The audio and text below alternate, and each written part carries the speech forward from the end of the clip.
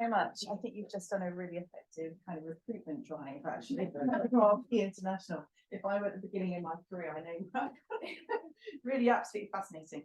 Okay, so finally, we have Calum, who is going to be talking to us from Opinion on artificial intelligence.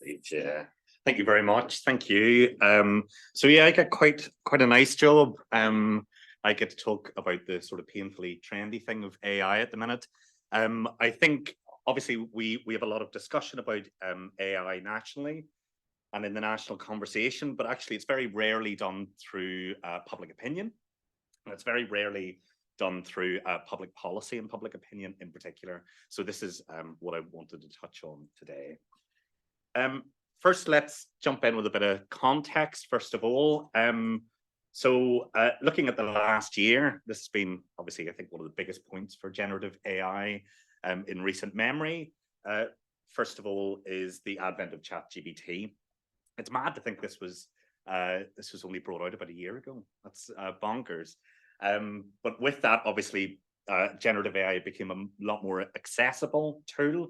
It was rolled out a lot more in people's workplaces, and I think you just see it being used in a lot more broad way.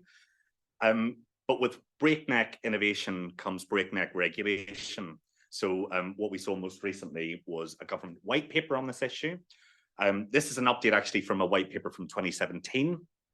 And what came out was that Rishi Sunak's government in particular is much less regulatory on this than other countries, say in the EU, and in particular than America. And on that basis, there began the Bletchley Park Summit, which obviously recently occurred only a few weeks ago.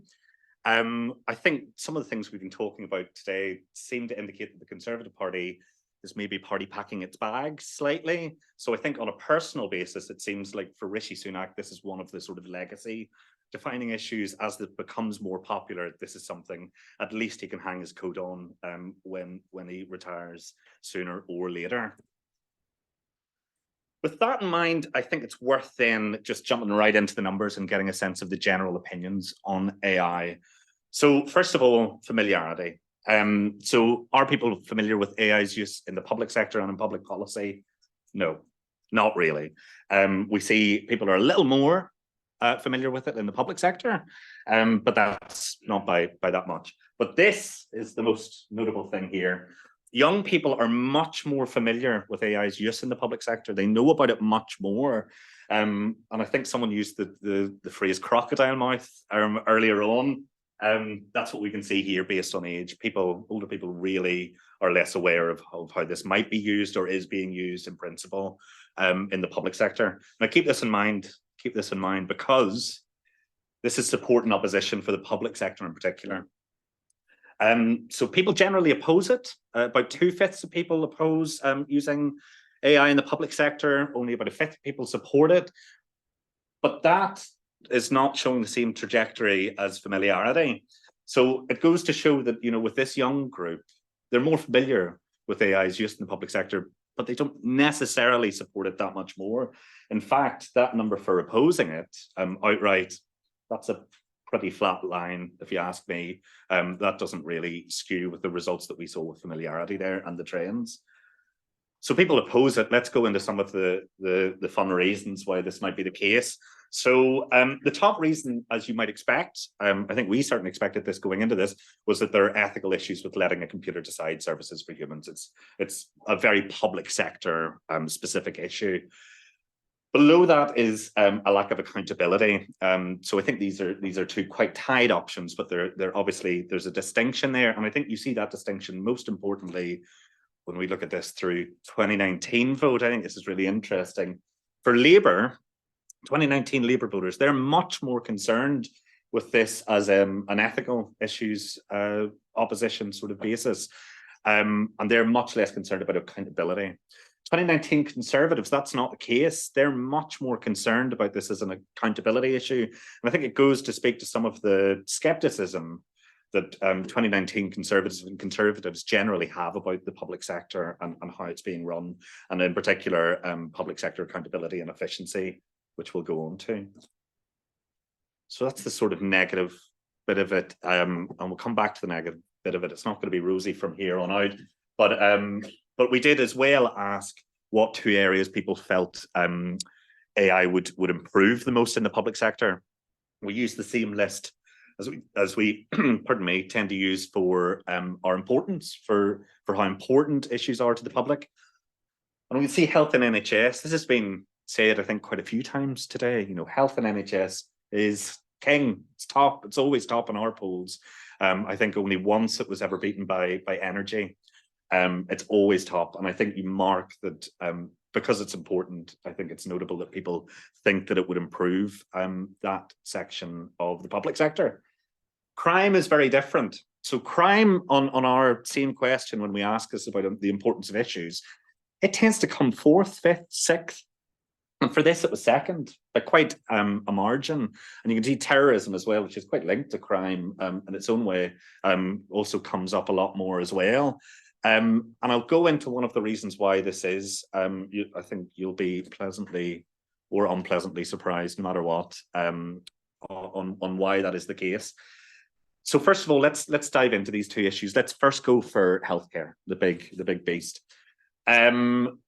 So we tested where people think AI, they were comfortable with it taking a leading role in the aspect of their healthcare, and whether they were uncomfortable with it. So obviously, comfortable green, uncomfortable pink. There's generally a trend towards people being happier with it sort of as a holistic tool.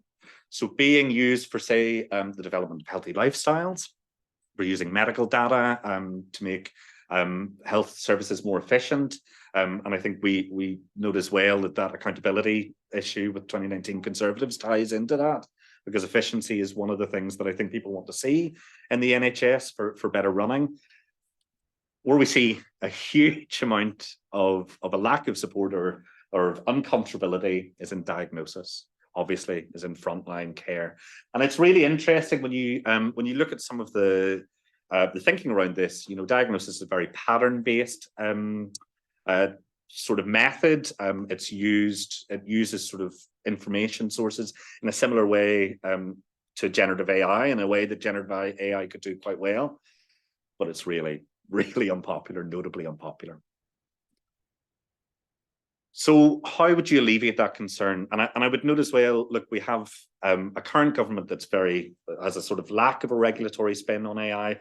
And we have a current Shadow Health Secretary who's talking a lot about reform and has sort of made some movements towards this. Obviously, Wes Trading, I think, is seeing that the money's tapped out a little bit for the NHS. So is looking for sort of fun and funky ways to get that going. So we see, again, accountability is top in alleviating concerns. So clear safeguards being, number one here. The other one is effectiveness. So below that is seeing evidence from patients. And that sort of goes to speak to the fact that, like, I think if people were to see it being used and to be effective, then you would bring a lot of people on board. Moving on slightly is AI in crime.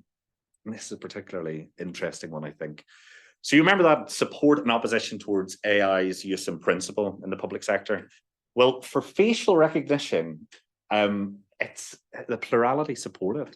It's very interesting when we think again about accountability being a particular issue here. Facial recognition feels like something that would really need to be accountable, that you really need a human steer on. But no, this is a very popular proposal indeed, and a plurality by quite some margin support it.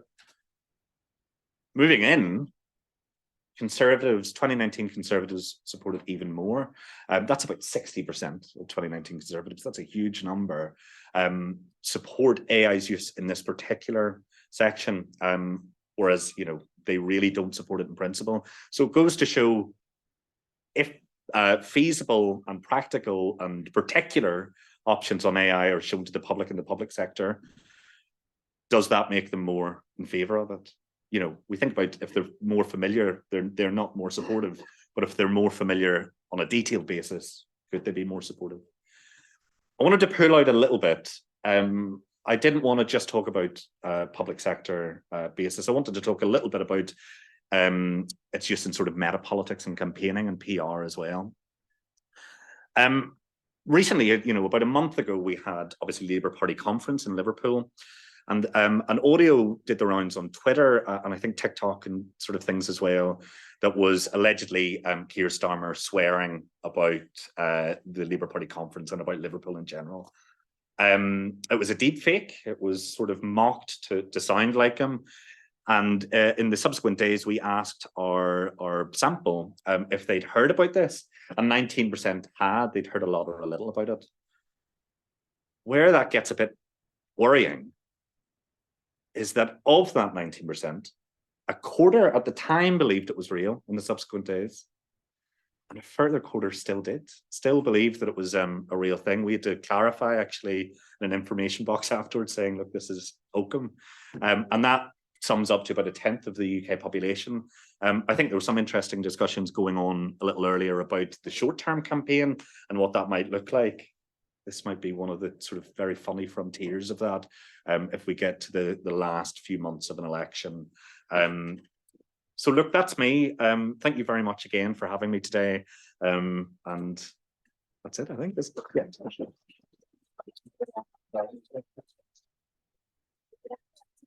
Yeah. If Anna and Weir and Calum will just stay here, get another chair. Thank you so much. Excellent.